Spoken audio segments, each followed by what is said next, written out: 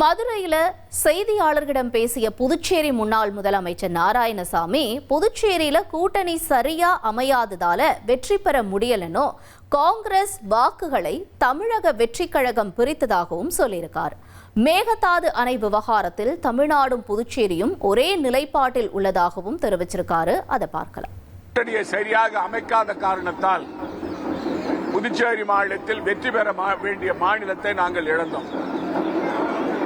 ஆனால் இந்த 5 ஆண்டு காலம் பழைய ஆட்சியில என்ஆர் பாஜக ஆட்சியில நடந்த ஊழல்களை மக்கள் மத்தியில் எடுத்து சொல்லி நாங்கள் மாற்றத்தை வர வேண்டும் என்று விரும்பினோம்.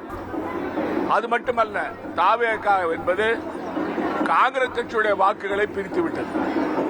அதனால் 7 தொகுதிகளுக்கு மேல் காங்கிரஸ் கட்சி வெற்றி பெற வேண்டிய தொகுதிகளை நாங்கள் இழந்துவிட்டோம். மேகதாது அணை விவகாரத்தை பொறுத்த வரைக்கும் தமிழ்நாடு புதுச்சேரிக்கு ஒரே கொள்கைதான். இனி செல்லும் இடமெல்லாம் செய்தி.